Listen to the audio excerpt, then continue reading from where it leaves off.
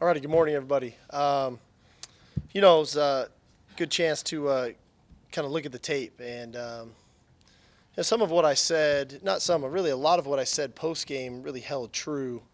I think our inability early in the ball game to complete passes affected us because, quite frankly, I thought our offensive line played pretty well in this ball game, one of their better games. Obviously, we ran the ball well. We found a little rhythm in the passing game there in the second half. And unfortunately, we got banged up at the position, and that made it difficult. I was proud of our team continuing to battle, continuing to fight in the second half. I think we've all seen a lot of teams in that situation get down 14-0 and shut down, or down 21-7 and shut it down, and our guys did not. I'm very proud of them of that. And the defense, getting us a couple stops late to give us a chance. So all in all, we didn't play well enough to win the game, quite frankly. But I liked the fact that we battled and competed, and I think we knew the areas of where we need to improve. Obviously, the pass rush on third down and third down coverage was an issue. So we've got things to work on this week. But moving forward, as I said post-game, this week is about celebrating our seniors. They've given a lot to the university. They've given a lot to this program.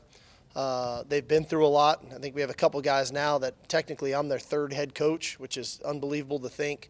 You go to college and you play for 3 different head coaches. So with all of that, we got to make sure we do a great job for them, that we put our best foot forward for them so that they have a great experience, a lasting memory in DKR for their last game. And I expect us to play well and play hard against a really good football team that's exactly what they do. Kansas State plays hard. They're disciplined. They play tough. They fly around on both sides of the ball. And I think, that's what's going to make this a great game Friday. Raise your hand if you have a question. We'll come up to you. Start with Ed on the left over here. Coach, what's the situation with the quarterbacks? How are they feeling? And who do you expect to start on Friday against Kansas State? Yeah, both guys are day-to-day, quite frankly. It's not the ideal scenario. I would say today Casey would start the game, just making sure we monitor his health throughout the week. We need to monitor Hudson's health throughout the week, and making sure that they're physically able to play come Friday, and then also that they're in the right frame of mind to do so. It's a tough thing to do as a quarterback when you're not practicing all the time throughout the week, but have yourself ready to play. So we got to do a good job on that front. But I would suspect it to be Casey Friday. If they can't go with the third, Ballard be the third guy? Ballard would be the third guy, yes, sir. On Mark, on the right. Coach, I was just wondering, as we get closer to the end of the season, have you had conversations with maybe guys who have an extra year of eligibility remaining because of the COVID year? And how have you decided, like, hey, these are the guys you want to encourage to come back, or, maybe they should examine options? The only conversations I had with the guys, which was more towards the bye week, in that we're going to have a discussion at the end of the season, and that I don't want them to make any decisions prior to the end of the season. And I've had quite a few of those discussions with guys, and then after this ball game, I'll try to sit down with each and every one of them and try to do what's in their best interest and what's best for the program. Clearly, we have a lot of guys kind of in that scenario. COVID has caused a unique scenario for a lot of schools, obviously. Clearly, for us, we're a little different in that we're a very young team comparatively to the rest of the conference. And so, as much as it is, we have younger players, we still have some older players that could potentially come back. So we got to work through that. We'll do that after the game. But the only conversations I've had with them is about, hey, let's not make any decisions until after the game. I want them to focus on each and every opportunity they have. And clearly, this is a last game of the season at DKR, and I want to make sure that they're prepared, focused, that they can enjoy the experience. Dennis, go ahead. Coach, you mentioned playing for the seniors. Is there, on top of that, is there any prove it element, whether it's to prove it to the fans that you guys can finish one of these, prove it to yourselves as you go into the offseason? I think there's a little bit of that. Quite frankly, I think we had a really good team meeting last night, and I recognize that some of the narrative is the sky is falling on the 40 acres, and we kind of went through it with the team, to think about we were ahead 41-23 against OU in the second half. We were ahead against Oklahoma State 24-13 in the second half. We were ahead against Baylor 21-10 in the second half. We start the second half against Iowa State up 7-3. We come all the way back down 35-14, and we're ahead 56-49 against Kansas. And last week, we're down 28-23. We come back with the ball on the 28-yard line going in. So as bad as it looks, because the result, you are what your record says you are, I wanted to make sure our players understood, that we're still really close. And let's not lose sight of that. Ideally, we would love to play really well Friday and send a message to ourselves, one, of what we're capable of. Two, make sure we send the seniors off the right way. Three, let our fans know that we're building this the right way. And four, that our future opponents have something to look at for us of what type of team they're going to play next fall. On your far left, Jim. Steve, it's just like from week to week, you can't make this stuff up in terms of how each, component doesn't connect or the complementary football doesn't come together. Have you been able to identify the disconnect as to why it just hasn't come together? Well, obviously we'll do a lot more extensive studies when we have more time, when the season's done.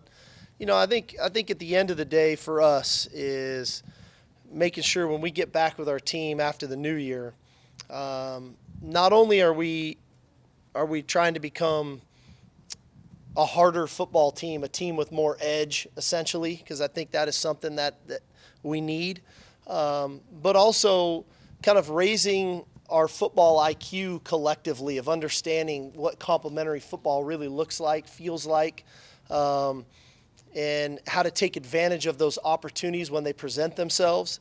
Because there's been glimpses of it. I thought Saturday was a great example of the defense getting stops, us using the timeouts properly, giving us another opportunity. But in the end, it's everybody understanding the whys, right? It's one thing to call plays, whether it's offense, defense, or special teams, but really digging deeper into the why we are calling those things. And sometimes in year one, obviously we're trying to install new schemes and different things and systems. The goal is in year two, we really start to get to the why, which I talked about way back in the training camp about, when there's a progression in teaching. The first thing is you teach them what to do. The second thing is you teach them how to do it. But when they can really get to the answering why we are doing it this way, when the players can answer that question, that's when you've got something. And I just don't think right now as a team, we understand enough of the why. And so that's going to be a big project for us this offseason to get us ready for next fall. Cedric on the left. Hey, Steve, I know there's no way you saw this coming in your first year. How have you been able to process it as a head coach? And also, what's your typical evaluation schedule for the offseason? Yeah, I think, one, I've said this a lot about you have to know the arena that you're stepping into when you accept a job to become a head football coach. And when you're head coach, a lot of things come across your desk. And we only see right now a lot of the things that happen on the field or whatnot. But there's a lot of other things that come across our plate. And I think that we've done a really good job of compartmentalizing any issues that we've had, whether they've been schematic, whether they've been individual play, whether it's been injuries, whether it's been off the field issues, things that have popped up. I think we've compartmentalized it. And how I deal with it is the next day is a new day, right? Today's a new day. I wake up with a really positive attitude, how I can impact the people that I touch every single day, whether it's a coach, a player, a staff member. And I make sure that my form of leadership is one that's inspiring. And so that's really my approach to how I do it. From an evaluation standpoint, it's a little bit tricky now more than ever because of the early signing period. We get 2 weeks here after this ball game to essentially, go out and evaluate and do home visits and things of that nature. So there's a little bit of you're trying to juggle both. I'm trying to meet with players in the AM, but I'm also trying to make sure I can get out and do my home visits and see the guys that majority of which the guys now sign in the early signing period. We don't get to wait until February. It all happens very quickly in mid-December. So there's a lot of that, but I'll try to get to touch about every player on our roster. If I don't, we'll make sure we do that in January. And the one thing we really try to do is it's a full evaluation. It's, how's he doing in the weight room? How's the young man doing from a position coach standpoint, from strengths, weaknesses? How's he doing academically? How's he doing socially? My assessment of that. And then it's one thing to point it out, and then it's another to give him a real point of attack of, okay, this is how we're going to help you try to improve in these areas. And so every guy's going to be different. The sheet written up is very different for every player. But ultimately, this is an all-encompassing developmental program. This is not just about the player. It's about the person. It's about the student. And when we can build up and develop all three of those areas, ultimately we get somebody who's a quality member of our football team. We'll do that here, after the season and working our way through December. Brian, go ahead. Steve, is there a single position group, or maybe multiple, I don't know, is there a position group that in your mind is good for 2022? Like you think, I don't have to worry about that? I think clearly our running back room is very solid. I'd like to have more depth, which clearly we're in the midst of dealing with a little bit of a depth issue with having two guys available right now, essentially. But we've got some really quality players in that room, but more importantly, we've got really quality people with Bijan, Roshan, Keelan, and Jonathan Brooks. Those guys are solid humans, but they're very good players. I think they embody what we want Texas Longhorns to embody. And so to rank the room, I would probably say that room is probably in the best shape. And then we could go from there. I don't think that's the intent of what we're doing right now. I understand that. And then going back to the conversations with the players, how do you have conversations with guys that you definitely want to keep who may be looking elsewhere, and then guys that you may like as a person, but they might be better off somewhere else? I think, the biggest thing for me, and this is how I've been with the players from day one, I think I'm honest and transparent. This isn't, in no means am I trying to be demeaning to anybody. They know where I'm coming from is with real honesty, and that I'm not in that room to make them feel a certain type of way or try to build them up or break them down any certain type of way. It's just an honest evaluation of where they're at from my eyes. So technically, there's some things in there that are factual, height, weight, things of that nature, but there's others that are from an observant perspective, right? How I see it and how I view them and where they can improve and where they can and maybe where they can't. Maybe this is where you can go and maybe this isn't the best place for you. So at the end of the day, it's about being honest with the players and being transparent. And it's not a sometime thing for me when it comes to our players. It's all the time.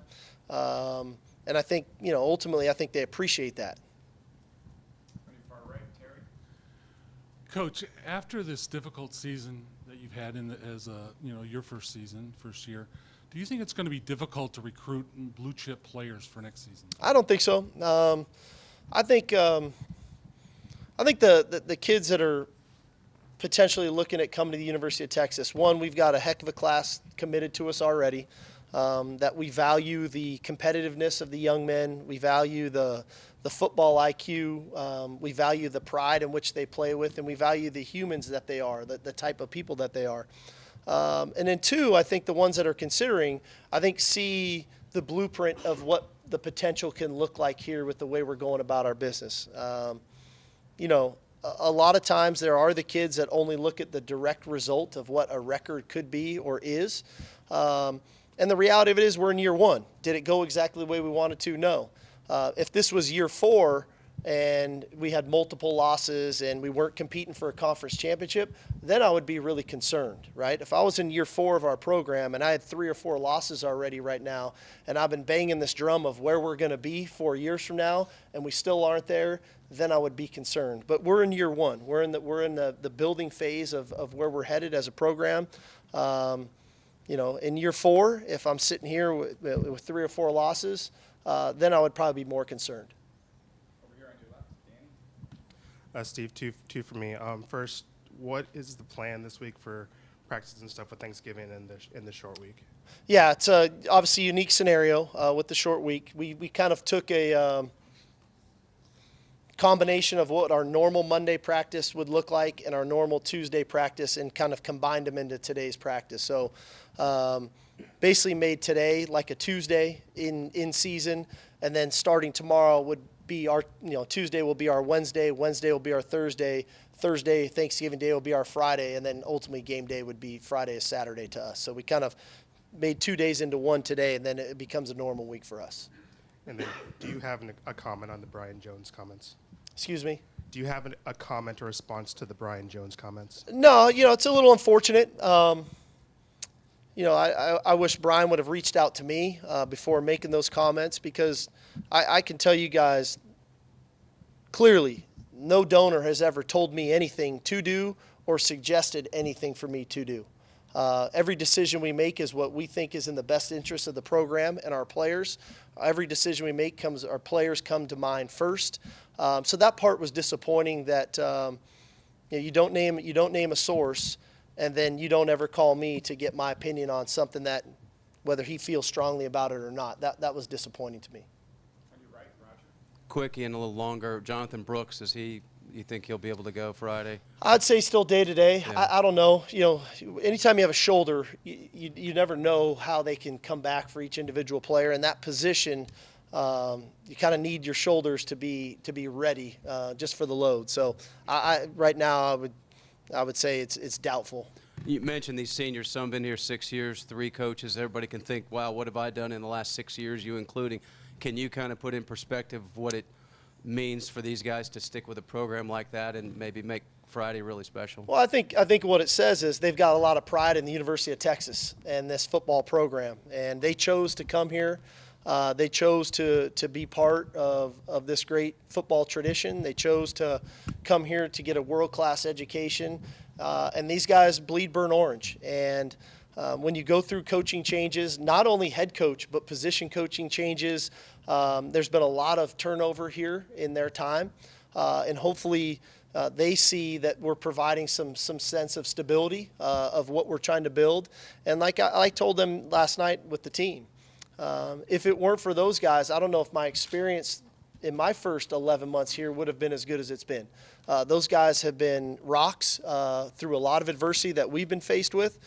They've been great sounding boards for me to get myself acclimated to the University of Texas and the football program. So I'm really grateful to them for what they've done, and they deserve a really good farewell.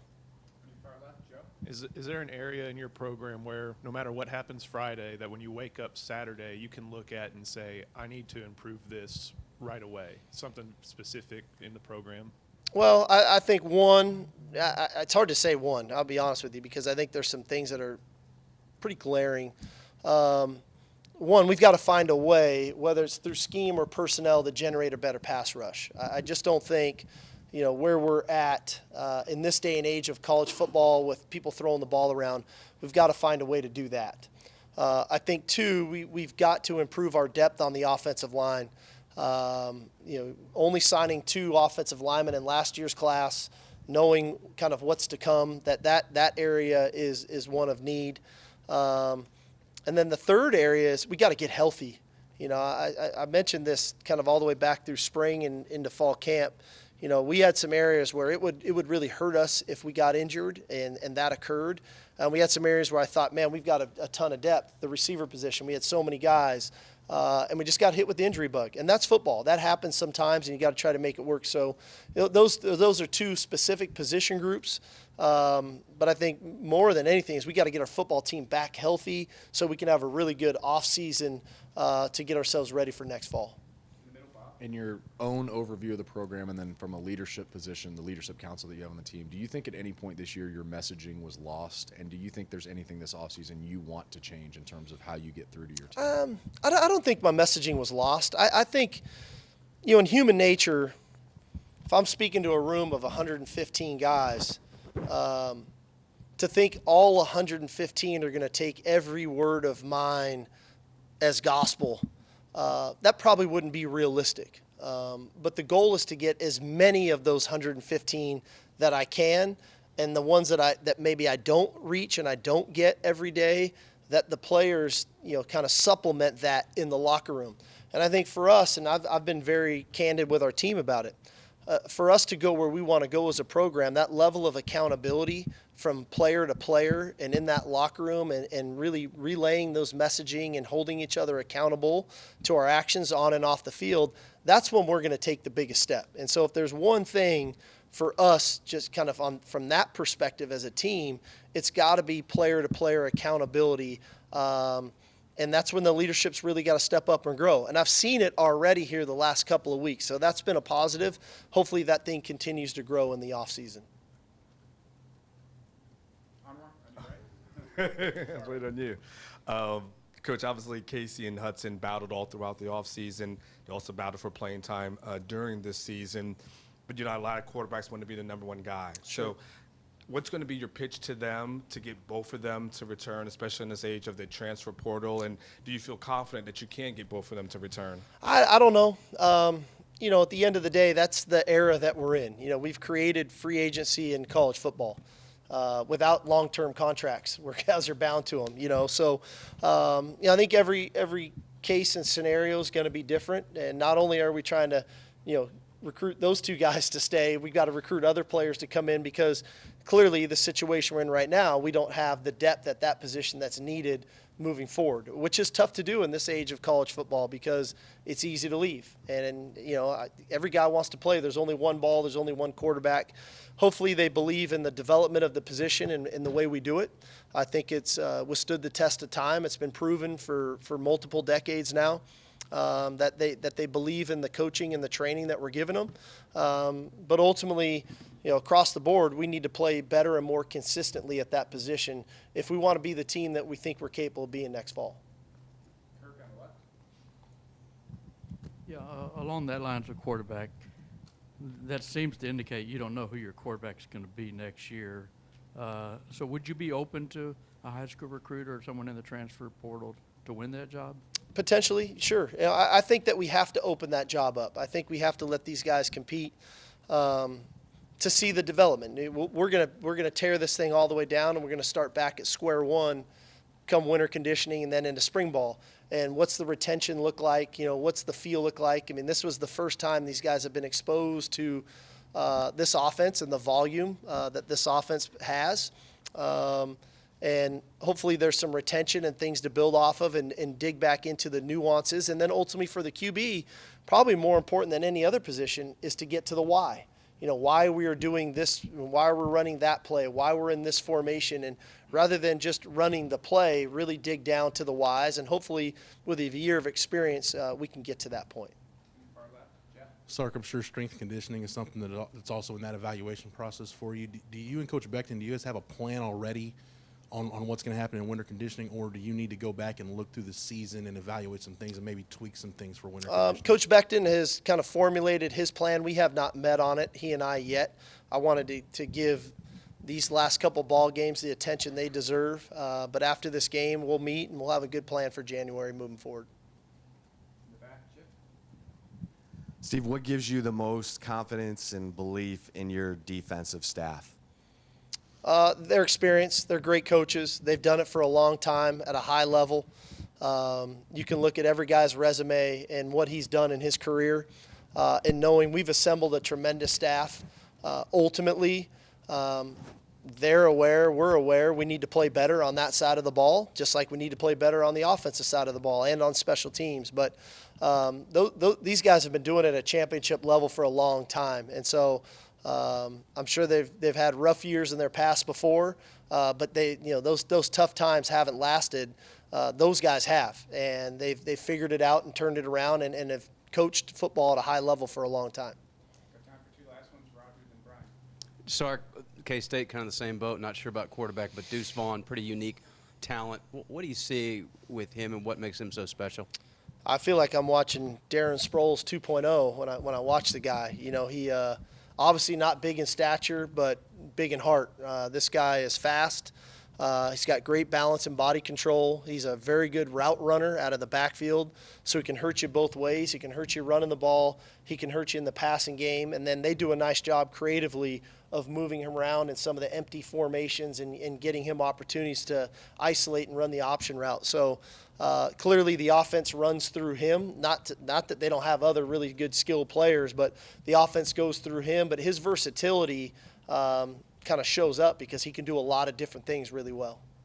Last one up front, Brian. I wanted to ask a big picture question.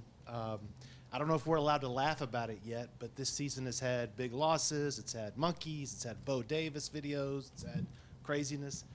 And I just wonder, what do you make of the bigger picture of the noise level and the circus that sometimes goes on here? I'm built for it. I think that's how I feel. I'm built for this, you know.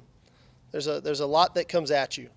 And I think, you know, my level of perseverance, my level of compartmentalizing some of the issues that we've been faced with, hopefully is a direct reflection of how our team deals with some of the things that we've been faced with. And ultimately, a lot of the things that we've been through this year, I think are actually going to be really good for us, that have hardened us for potential things that are going to come down the road for us. And I can't envision that we're going to have another year exactly like this, with some of the things that we've been faced with, some of the heartbreaking losses, some of the things that have occurred off the field.